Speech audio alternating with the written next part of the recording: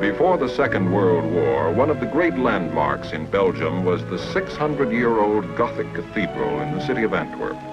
Towering over the city, this architectural achievement was a spiritual symbol, linking the inhabitants with a great cultural past. The cathedral, as well as other old buildings, reminded the people of a way of living that had stood the test of time.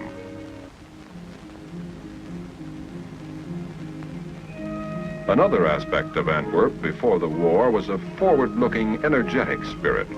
Antwerp built the first skyscraper in Europe, 25 stories high. Selecting the best from the past and the present, the people preferred a mild attitude toward life. They looked with contempt on the fascist ways that had developed in Nazi Germany, a short distance away. Antwerp, since the Middle Ages, had been a trading center. Its port was the greatest on the continent of Europe. The harbor, with its vast machinery capable of handling tremendous volumes of import and export trade, brought Antwerp into close contact with the world outside the city. But one contact became inevitably a clash. A war between great powers threatened the peaceful life of Antwerp. For a few months of 1939, Belgium tried to preserve its neutrality. Then Hitler, choosing Antwerp as one of his first targets, sent his planes swooping over the city, bringing to it death and destruction. Napoleon once said, "Antwerp is a gun pointed at the heart of England." To Adolf Hitler, the capture of Antwerp was a natural step in the plan to conquer England and the rest of the world. Antwerp was taken. For 4 years, the Belgian people existed and suffered under German rule.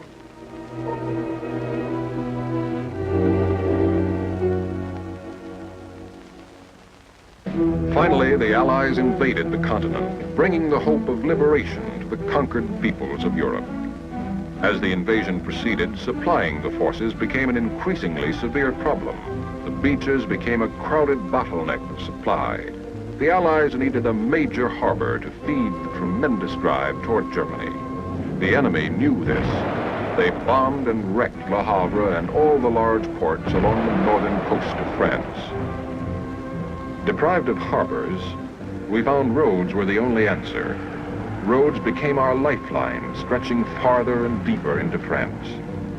Supplies moved over one-way routes in a 24-hour delivery system now famous as the Red Ball Express.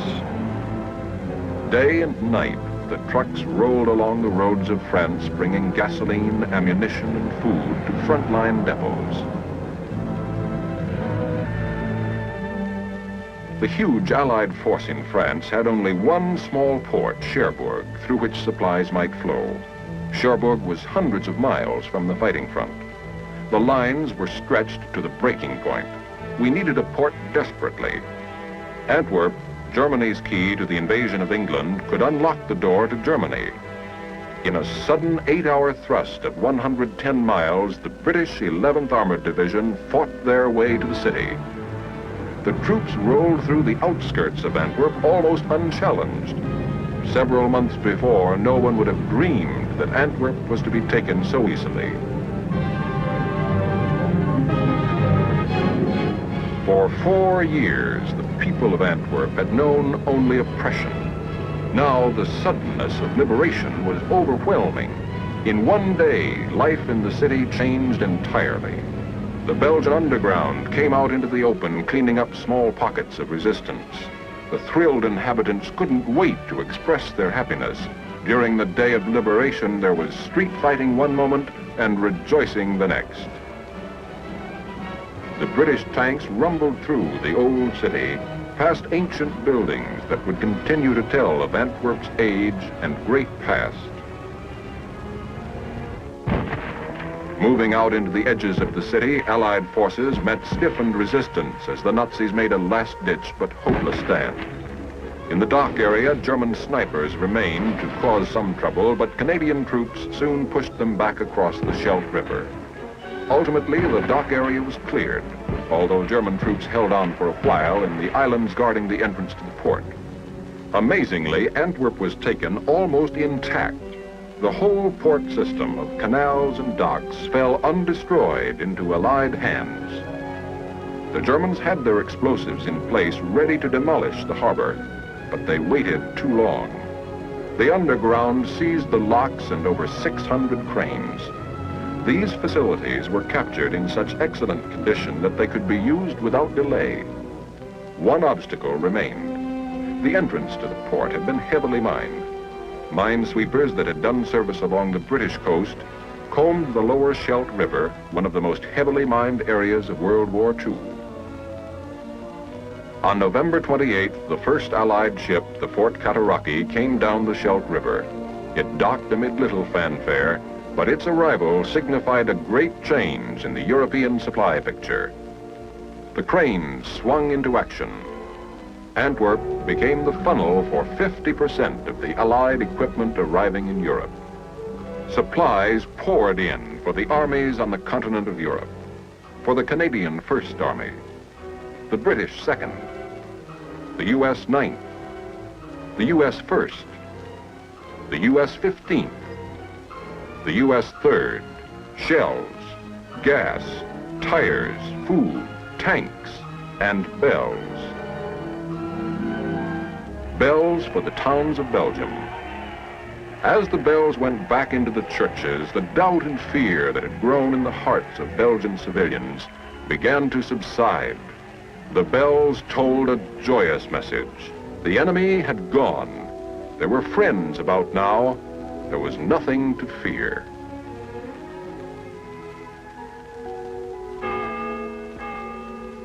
And then suddenly, the flying bomb.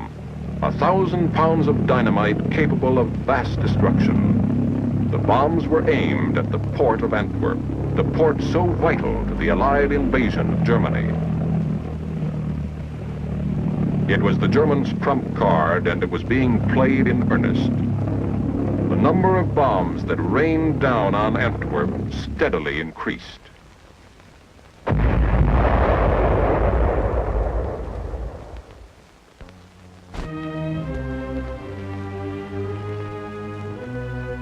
Some of them landed in the port.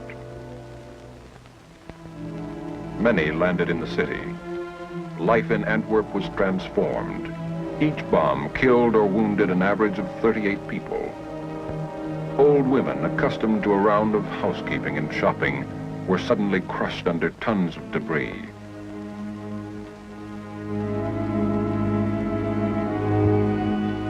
The lives of children playing in the streets were violently interrupted.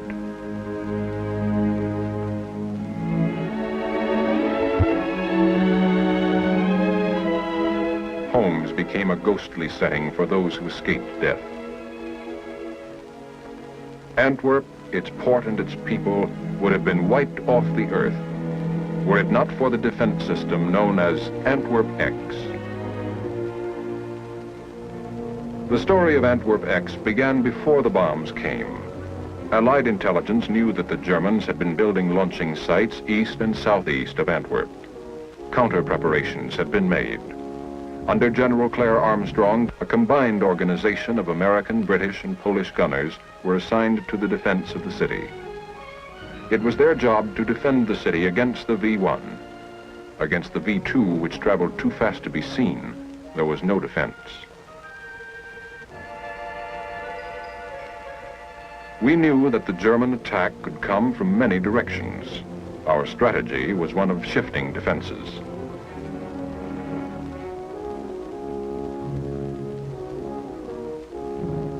When the V-1s began to come over from one direction, batteries would be shifted quickly, so that several belts of anti-aircraft fire, one behind the other, could protect the city. To make this strategy a success, new lines of attack had to be expected, and anti-aircraft units had to move quickly from one position to another.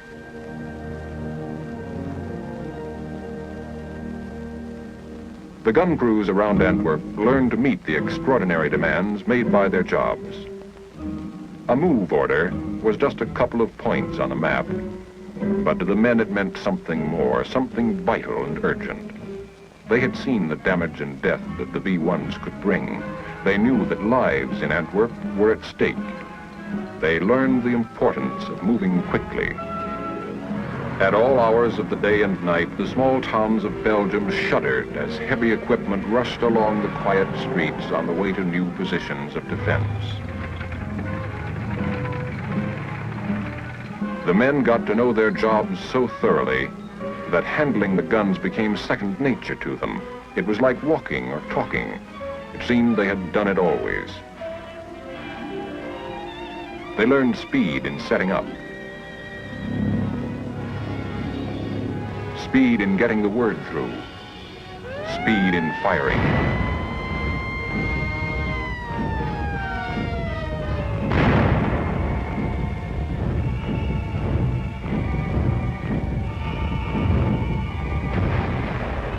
They learned accuracy. When the bombs first came, our gunners shot down only 1 out of every 2 bombs. Before the shooting was over, they were bringing down better than 9 out of 10. It wasn't the gunners alone. At each step in the process of bringing down a bomb, there were men whose place in Antwerp X was vital. Observers moved far forward into front-line positions to spot the V-1 soon after the takeoff from Germany. From these forward outposts, they flashed the earliest warning of an approaching bomb. Back at the battery, the signal comes in, and the gunners go to work. In a matter of seconds, each man is at his post, doing the job upon which all Antwerp was depending. A job of cooperation. A team of American and British troops blending its efforts. Through rapid estimations, the course of the bomb was plotted.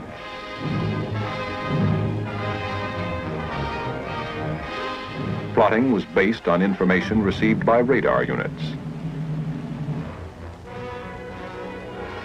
Antennas scanned the skies, listening, feeling, searching to discover the course of the bomb as exactly as possible. The bomb comes into range of the gun battery. And now the gun crews have their target.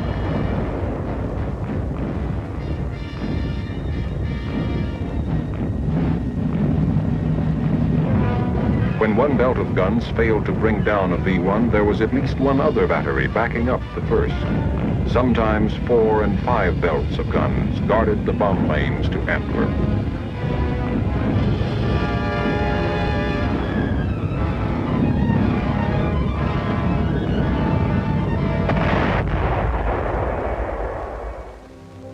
For 160 days, the men of Antwerp X were on duty every day.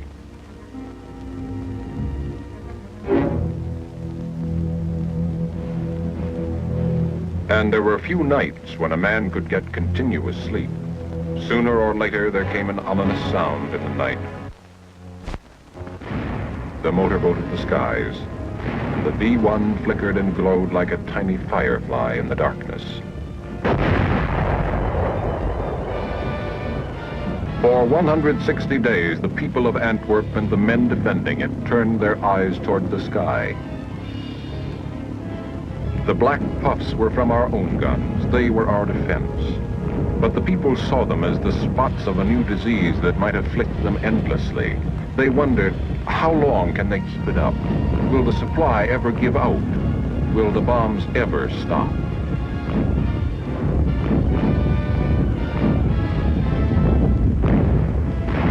On some days, there was a fine sky, perfect weather for a holiday. But this was not typical winter weather. More commonly, skies were gray. Often the targets were blurred by fog.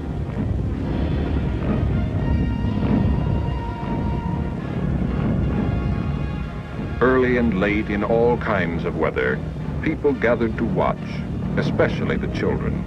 To them, it was a great show. No matter that the V-bombs were deadly, this was a performance, rain or shine. It was fascinating to be a spectator.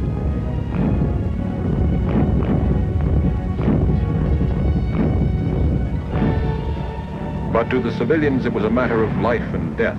Their homes and their city were in the balance. The gunners were their protectors and defenders. their only hope against the deadly weapon in the sky. Action was frequent, the outcome was always in doubt. Sometimes a hit was freakish, damaging the flying mechanism so that the bomb hurtled to the ground in a crazy spin. To the gunners, life went on, a round of work and little sleep. The season changed. Winter was a new plague, adding discomfort to danger. There was cold and mud. Through the winter, Germany continued to hammer Antwerp with V-1 and V-2 bombs.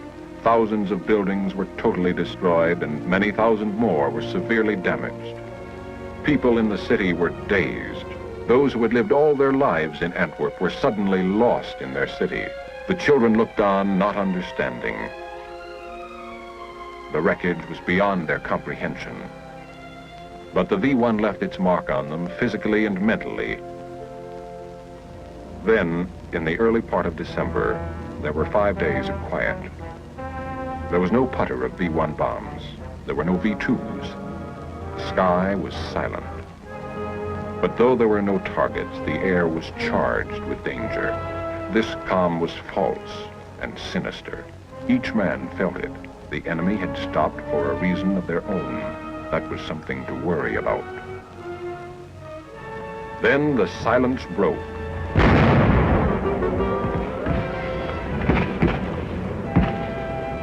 The German High Command, realizing the importance of the Allied supply source, poured all its ground strength into a huge, dangerous counteroffensive, the Battle of the Bulge.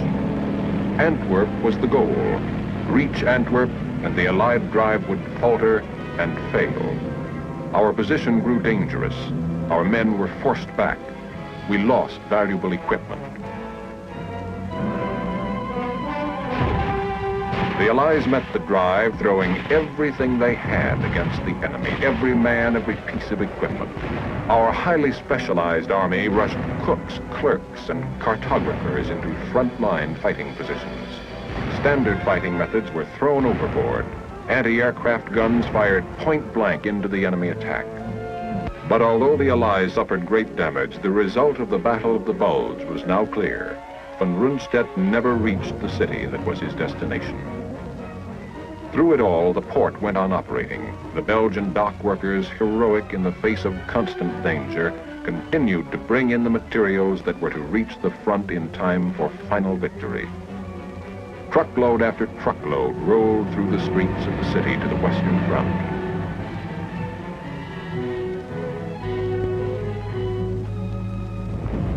In February of 1945, the buzz bomb attacks reached a peak of intensity.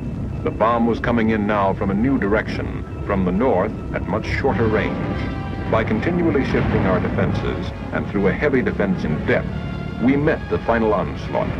Antwerp X was a success. Firstly, the strategy had been right. Secondly, the execution of that strategy, the record of the gunners, had been brilliant. During one period of 6 days, 91 bombs came over, of which 89 were shot down.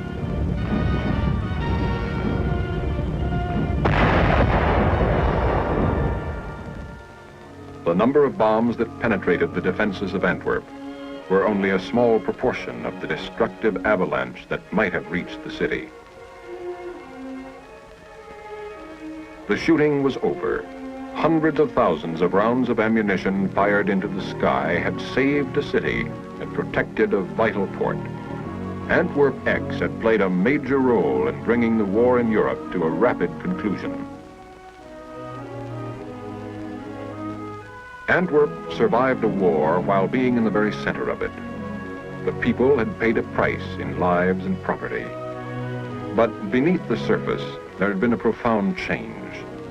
During 4 years of terror and suffering, they had gained a deeper understanding of human values, a renewed love for their traditions of culture and goodwill.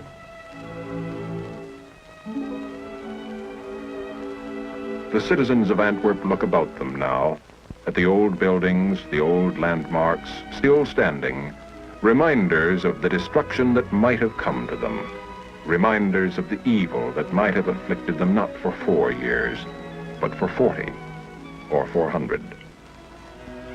Their city lives on, a monument for the whole world to see, an affirmation of the good that is in mankind, that can survive.